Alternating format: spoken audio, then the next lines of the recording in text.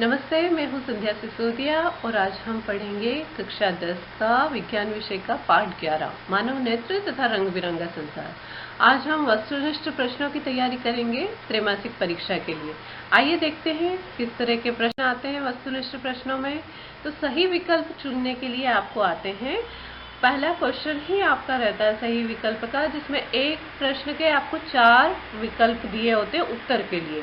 उन 4 विकल्पों में से कोई एक विकल्प सही होता है, वो सही उत्तर होता है, आपको उसको चुनना होता है।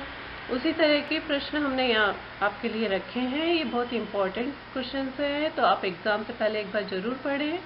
और इसमें यहाँ पे 4 की बजाय हमने 2 विकल्प दिए हैं। तो आइए शुरू करते हैं। इंद्रधनुष बनने का कारण क्या है? तो इंद्रधनुष बनने का कारण है वर्ण विक्षेपण। वर्ण विक्षेपण का मतलब है सफेद प्रकाश का 7 रंगों के प्रकाश में बिखर जाना। प्रिज्म के 2 फलकों के बीच का कोण क्या कहलाता है? प्रिज्म के 2 फलकों के बीच का कोण प्रिज्म कोण कहलाता है। समुद्र का जल और आकाश के नीले रंग का होने का कारण क्या है? और इसका कारण है प्रकाश का प्रकीर्णन, मतलब कि फैल जाना, प्रकाश का फैल जाना किसी चीज से टकराकर। तो नीला रंग सबसे ज्यादा फैलता है, इसीलिए आपको नीला दिखाई देता है, आकाश भी और समुद्र भी। प्रकाश के विक्षेपण से प्राप्त 7 रंगों के प्रकाश के समूह को क्या कहते हैं? आपने कई बार इंद्रधनुष में देखा है, वैसे ही 7 रंगों का प्रकाश का समूह स्पेक्ट्रम कहलाता है। टिंडल प्रभाव उत्पन्न होता है कोलाइडी कणों के द्वारा, और इसका कारण क्या है?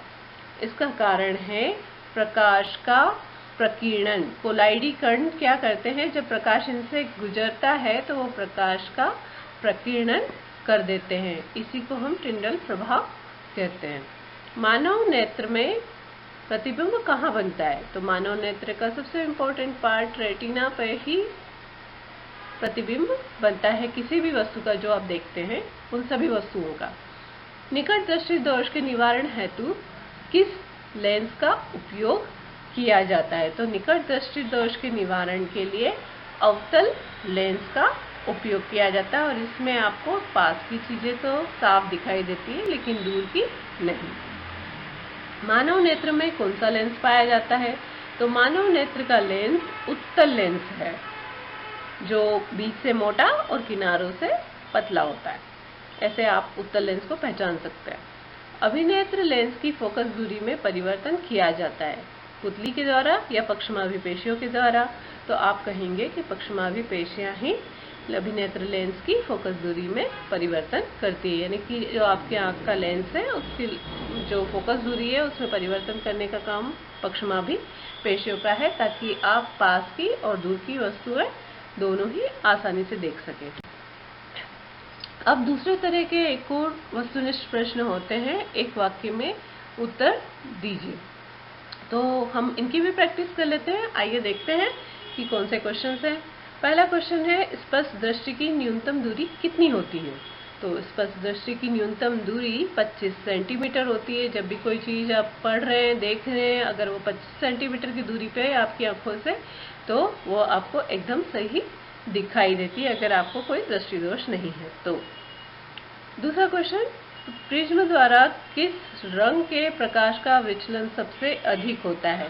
तो प्रिज्म द्वारा सबसे अधिक बैंगनी रंग के प्रकाश का विचलन होता है। जब आप वर्ण विक्षेपण प्रिज्म द्वारा, जब आप ये क्वेश्चन पढ़ा होगा आपने कि प्रिज्म द्वारा वर्ण विक्षेपण, तो आपने देखा होगा कि सबसे नीचे बैंगनी रंग के प्रकाश की किरण आपको दिखाई देगी और उसमें सबसे ज्यादा विचलन दिखाई देगा, मतलब कि वो जो आपतित या अपवर्तित किरण है उसके साथ सबसे बड़ा कोण बनाती हुई आपको दिखेगी। वो सबसे नीचे बैंगनी रंग का प्रकाश आपको दिखेगा, उसी का विचलन सबसे ज्यादा प्रिज्म के द्वारा किया जाता है। तीसरा क्वेश्चन, मानव नेत्र का कौन सा भाग दान किया जाता है? तो मानव नेत्र का कॉर्निया, जो एकदम ट्रांसपेरेंट होता है, सामने की तरफ जो परत नेत्र में होती है, आगे की तरफ जो ट्रांसपेरेंट होती है जिसके आर पार देखा जा सकता है, वो वही दान किया जाता है, क्योंकि इसमें कोई रक्त कोशिकाएं नहीं होती, रक्त नलिकाएं नहीं होती, तो इसे आसानी से किसी को भी दान किया जा सकता है। अगला क्वेश्चन है, किस रोग में कम प्रकाश में धुंधला दिखाई देता है? तो यह रोग है रतौंधी, जो विटामिन ए की कमी से होता है और इसमें कम प्रकाश में या शाम के समय जब धुंधला सा हो जाता है लाइट, तब आपको प्रॉपर दिखाई नहीं देगा अगर आपको रतौंधी रोग है तो आपको विटामिन ए से भरपूर चीज़ें खानी चाहिए अपनी आँखों को स्वस्थ रखने के लिए। अगला क्वेश्चन है, इंद्रधनुष बनते समय प्रकाश की कौन सी घटनाएं होती हैं? तो प्रकाश 3 घटनाएं प्रदर्शित करता है जब इंद्रधनुष बनता है। जब प्रकाश की किरण जल की बूंदों से टकराती हैं तो वो अपवर्तित होती हैं। सबसे पहली घटना होती है अपवर्तन की। जब वो प्रकाश की किरण अंदर प्रवेश कर गई है जल की बूंद के, तो वो वहाँ पे आंतरिक परावर्तन करती है। तीसरी घटना होती है वर्ण विक्षेपण की। जब वो आंतरिक परावर्तन के बाद प्रकाश किरण बूंद से बाहर निकल रही होती है तो प्रकाश 7 रंगों में बट जाता है। तब आपको 7 रंग दिखाई देते हैं। सफेद प्रकाश नहीं, बल्कि प्रकाश के 7 रंग दिखाई देते हैं। इसी को आप बोलते हो इंद्रधनुष। तो इंद्रधनुष बनते वक्त 3 घटनाएं होती हैं। पहला प्रकाश का अपवर्तन, दूसरा आंतरिक परावर्तन और तीसरा वर्ण विक्षेपण। अगला क्वेश्चन है, रेटिना पर बनने वाले प्रतिबिंब की प्रकृति कैसी होती है? तो रेटिना पर बनने वाला जो प्रतिबिंब है हमेशा वस्तु से छोटा, वास्तविक और उल्टा बनता है। सारे वास्तविक प्रतिबिंब हमेशा उल्टे बनते हैं और इन्हें पर्दे पर लाया जा सकता है। ठीक है, तो ये है आपके रेटिना पर बनने वाले प्रतिबिंब की प्रकृति।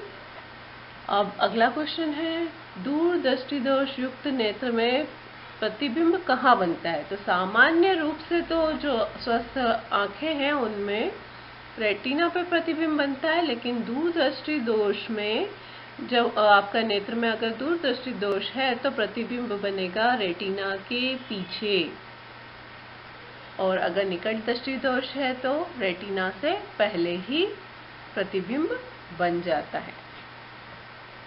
तो ये आज हमने कुछ इम्पोर्टेंट क्वेश्चंस चैप्टर 11 मानव नेत्र और रंग बिरंगा संसार से पढ़े, सीखे, थोड़ा सा प्रैक्टिस किया।